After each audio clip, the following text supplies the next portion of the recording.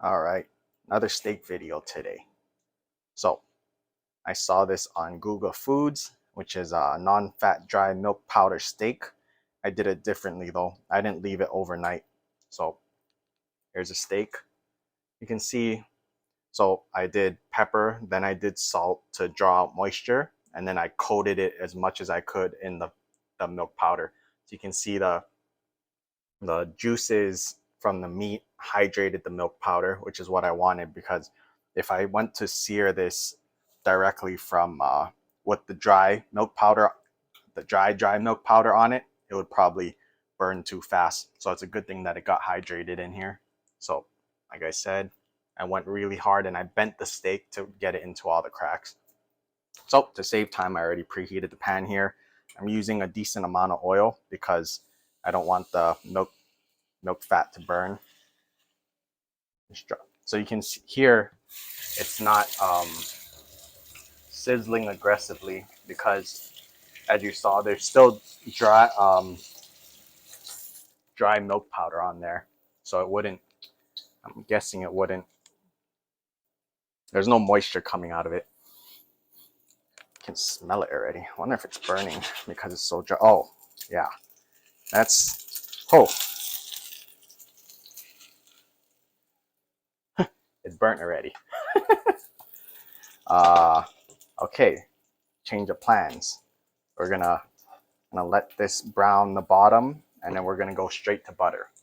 So butter is water, milk solids, and milk.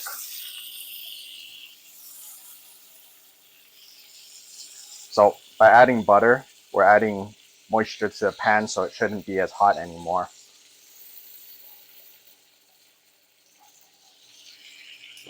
So because of the milk powder, we ended up caramelizing the powder, but the steak is basically raw still.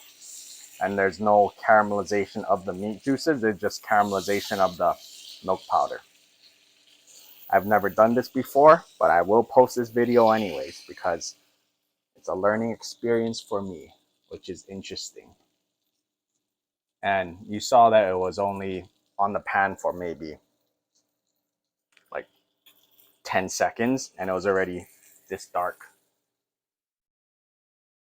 So it'll be interesting to taste this and we'll see if I should never do that again or if it's actually good. That's kind of why I let it hydrate initially, because I wanted to make sure this didn't happen, but more aggressively. If I put the powder on and I went straight to sear, it'll probably be a lot worse. So this side doesn't look so bad. This is the bottom side after I added the butter, so it's still browned. I lowered the heat, but it's gonna be hard to cook without burning. I might have to like basically simmer the steak.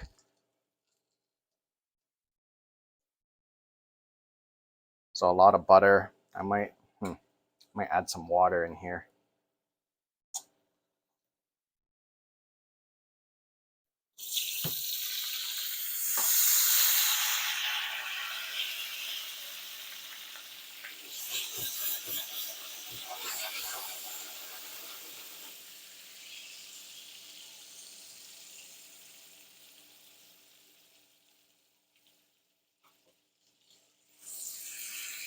When you cook butter, all the moisture comes out and then all the solids in there turn into brown, they get fried in the fat, which is basically what the non-fat milk powder is. It's the milk solids, but I just dumped a ton in there with a different ratio of butter and water. So you heard it sizzle, and that was the water that I added in to make sure it doesn't burn. So all the moisture got cooked out. I'm gonna add water again. We're gonna basically boil this steak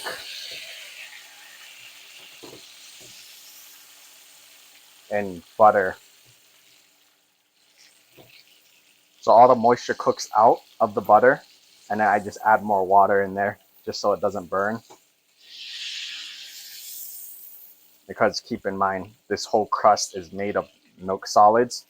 So You have to keep this in a moist environment, otherwise we'll have a burnt steak. Obviously, this is not optimal, but this is what happened, and I don't waste steak. And it's a good learning experience just to see what happens. You make a mistake, mistake, then you know what not to do in the future.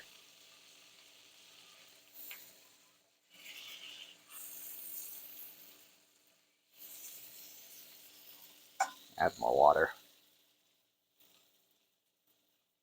Now it's a good thing. So, two things. I also let this dry out in the fridge for 3 days, so it's not as moist. Maybe it would have been better if I left it moist.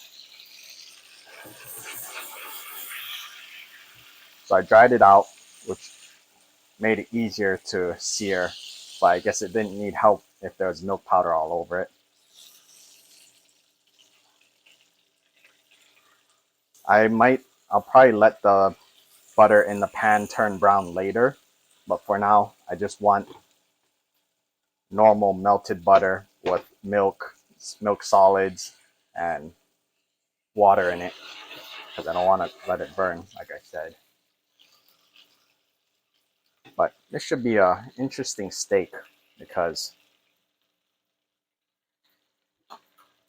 normally you want to caramelize the meat and the meat juices, but this is basically boiled beef with really, really intense caramelization on the outside crust of the milk. So this is basically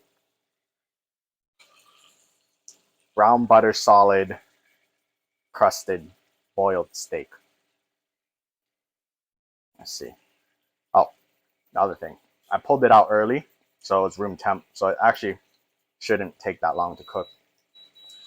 Rice is done. So I think it should be fine and ready now. But so I'm gonna, obviously I boiled it in butter, so it's not crispy anymore. So I'm actually gonna let it fry down and let the moisture reduce out, and then let it get crispy, and then I'll skip the resting just so you can see what it tastes like. And I don't want to edit the video, so we're going straight to one shot, one continuous shot, no editing. Okay, so moisture is coming out. I'm gonna turn up the heat. We're gonna get it to fry and go a little drier, and then we'll rest it for like a minute or so, and then we'll slice.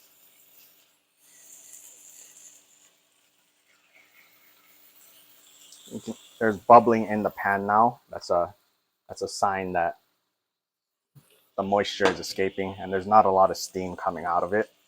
You can see the butter turning color.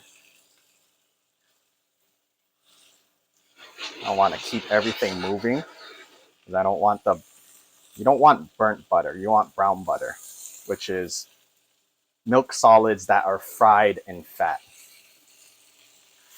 If you just left it here and you didn't touch it, you would end up with charred bits, because the bits sink to the bottom and they contact the pan, which is like over 500 degrees or whatever it is.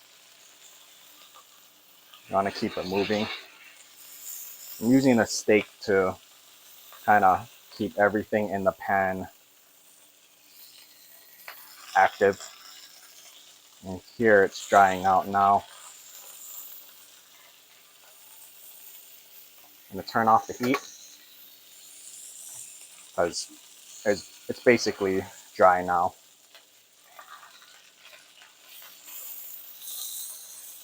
This butter in the pan looks really good. We'll probably pour that over the rice later. Yep, so it's dry now.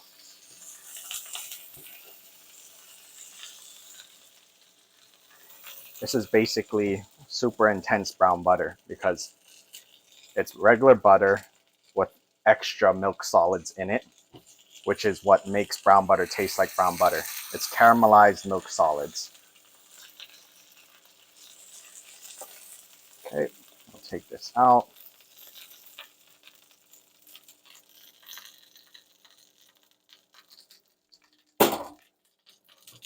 So in the pan, you see it's mainly fat.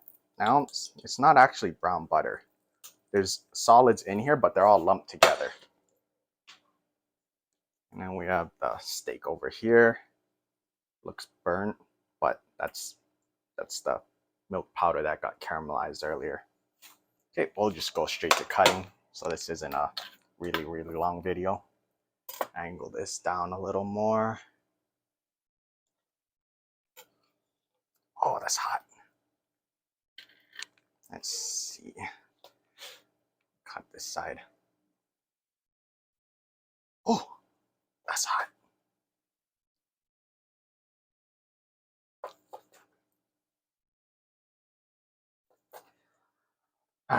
Okay, this is what happens when you don't rest the steak.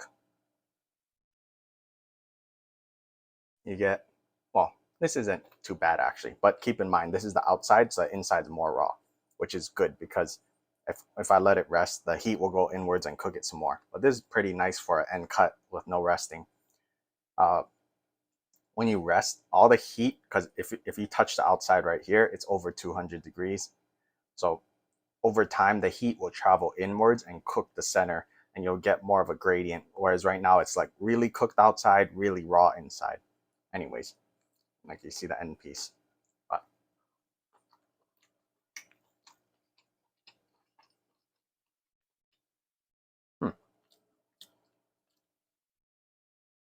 tastes really intense.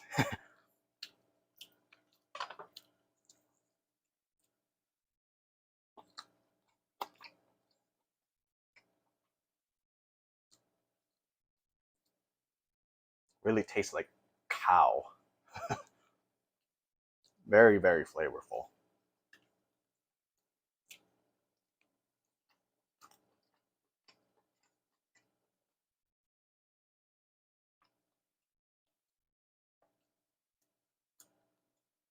Hmm.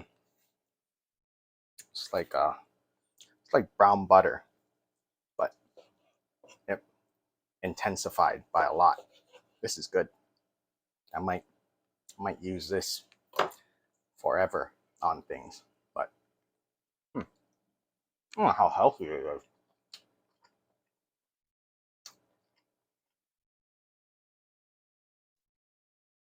That's a really good steak. I wonder if there's salt in here. It seems a little salty. Yeah, there's salt in here. I didn't know that. But it's the right amount of salt. I think maybe I didn't need to add salt before, but this is actually one of the better steaks I've had in my life. And look at this ugly thing. Wasn't even done properly.